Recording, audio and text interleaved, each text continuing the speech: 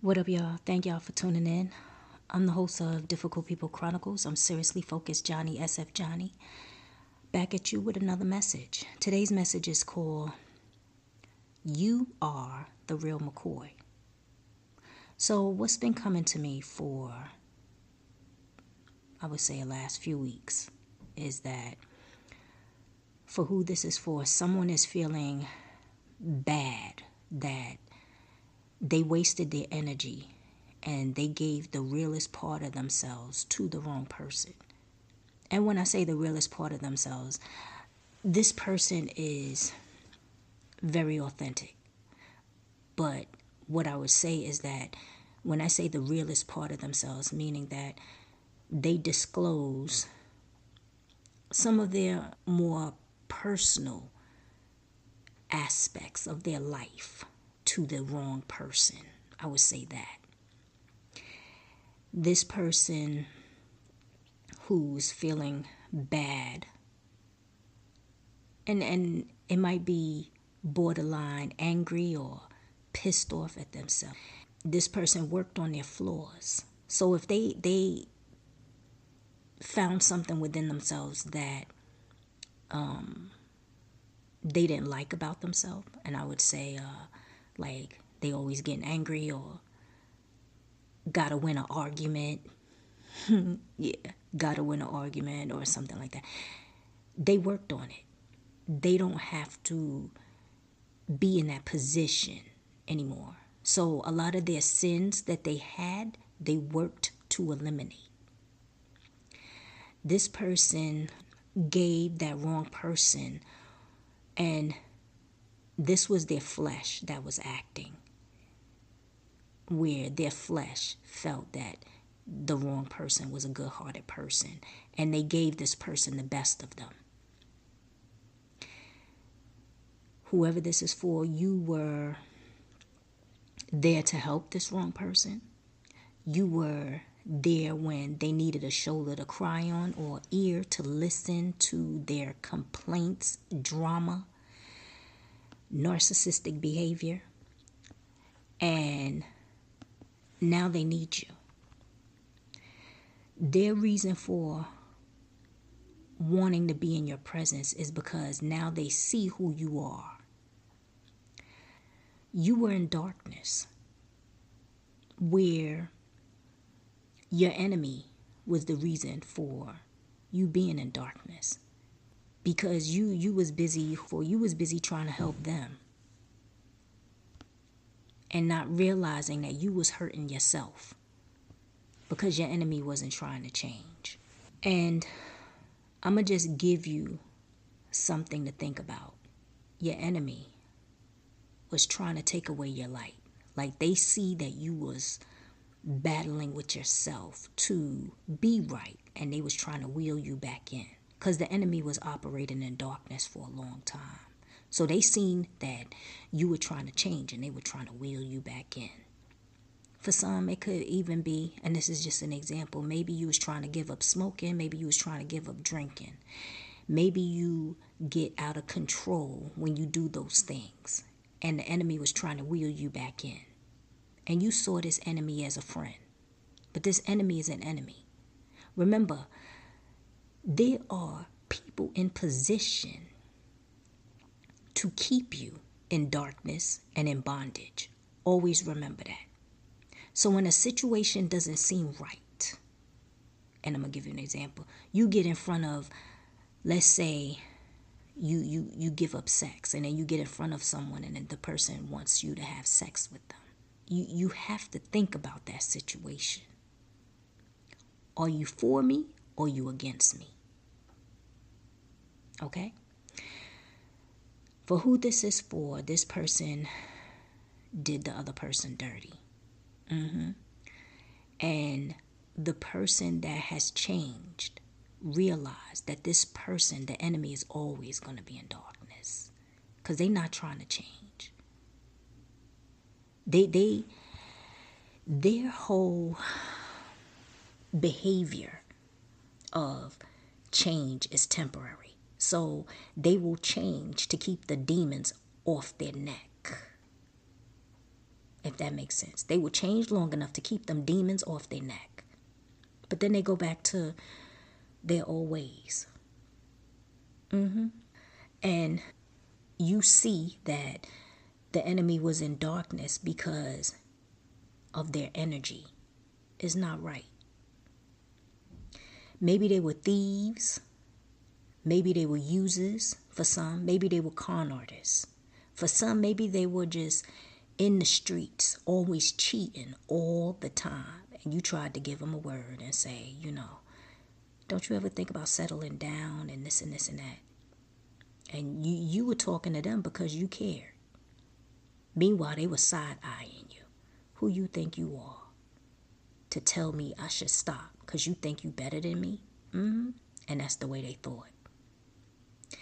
Playing you was a game to them, that they felt they were the master.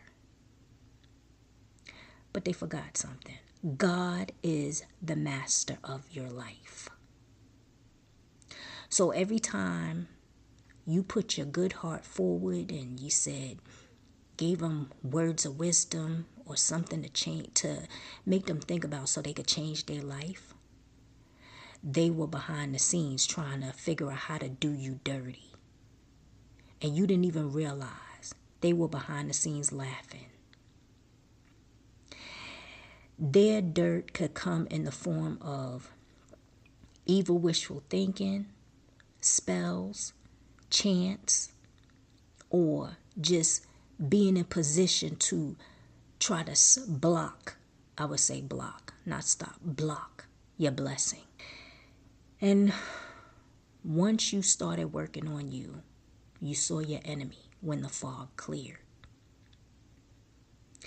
Well, this part of the message, I want to say, this part is my thoughts based off of my studies. What I found is that when you work on being authentic, every person, hear me out, every person with an evil spirit that is in position to attack you is going to go through their karma, especially when you accept the Lord as your Savior and you work on every aspect of your life, every aspect of you, your being.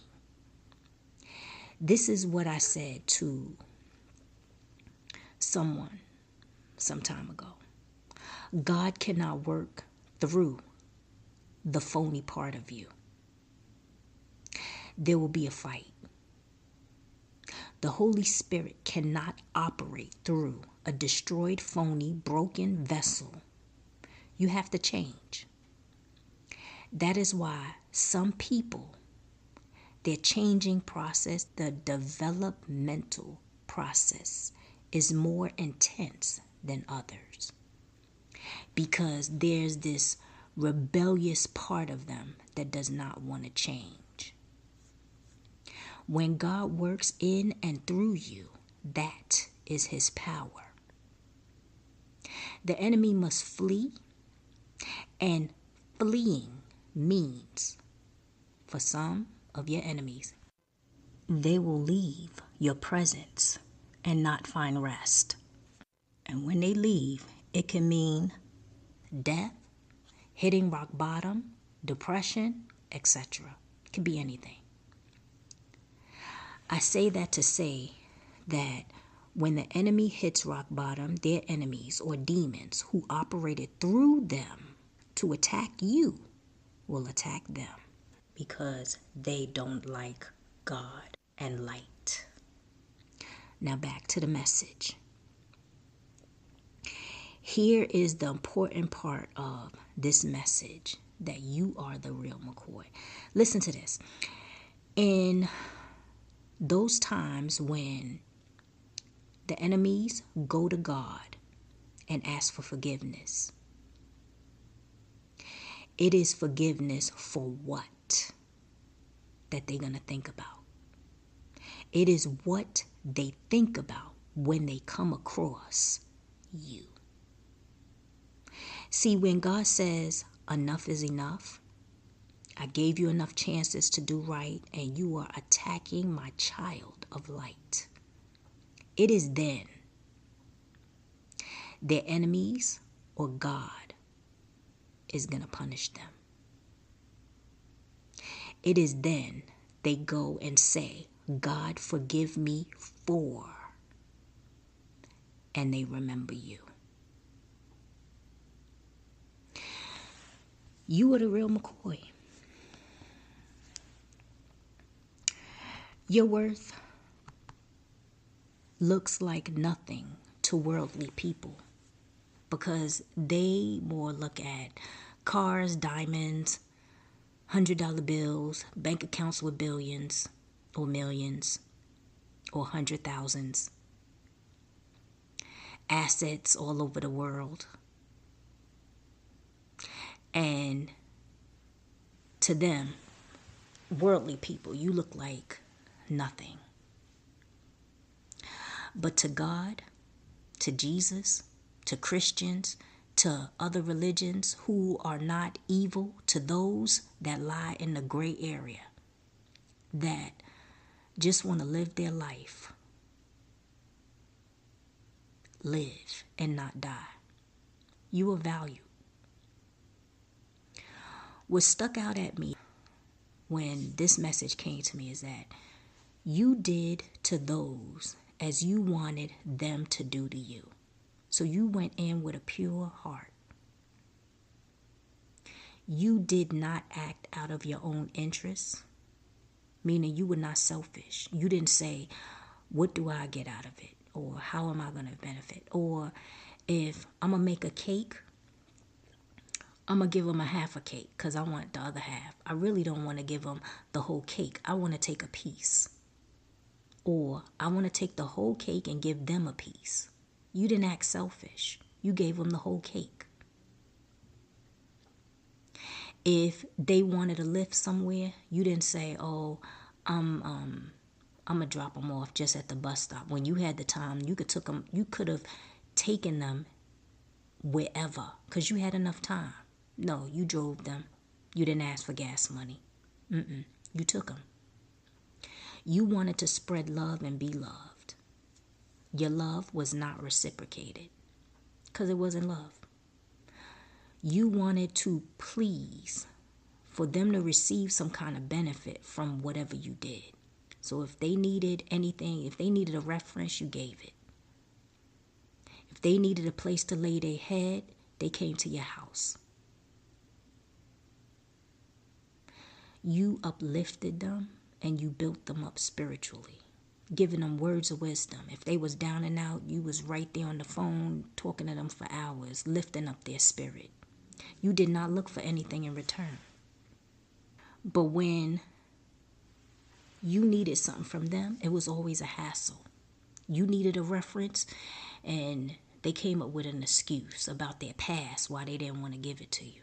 You needed a place to stay just because, something was going on with your place and they had an excuse instead of telling you the truth that they didn't want you in their house. When you needed $1, they had $100 and they couldn't give you $1.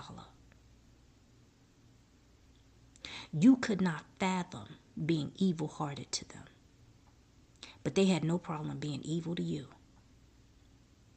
They went through a lot of people trying to replace you. And these people, it's not one thing that's wrong with them. It's a whole lot of things wrong with these people that they trying to replace you with. And they realize they can't even be friends or be around these same people because these people are extremely toxic. Like, your enemy is toxic, but the people that they trying to replace you with is real toxic. Where they're looking for peace. And they can't seem to find it. But they come to realize that there is no other like you. Because your make is different. You're the real McCoy. Enjoy that feeling. Enjoy that feeling. Enjoy that feeling. So, I say this to say, stop feeling bad that, you treated this person the way you did. And the reason being is, like I said, some things happen to us because it's our lesson.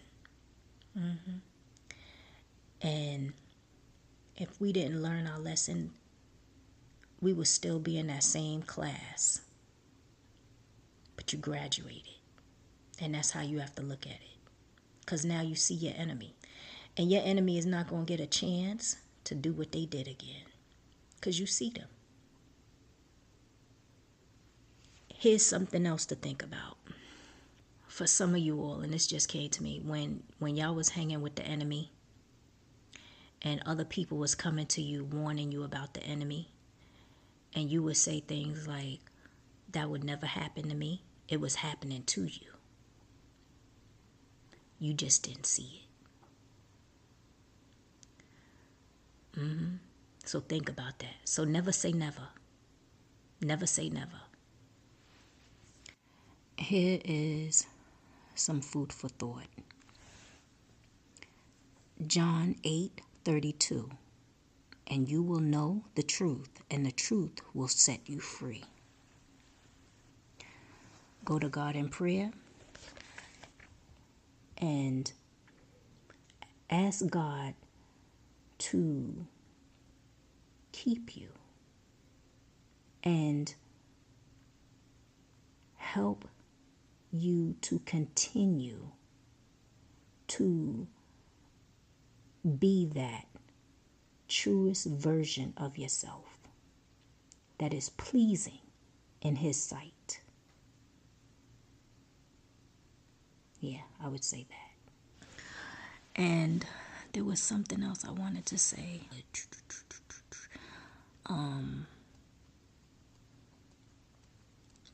God is true in spirit and truth. God is, it was something like, what was I going to say? Something like God is the spirit and the truth. That's what I wanted to say. God is the spirit and the truth. So let Him continue to operate and work in and through you. Don't feel bad about whatever happened in the past. When you change, a lot of things around you change. You know, a lot of things.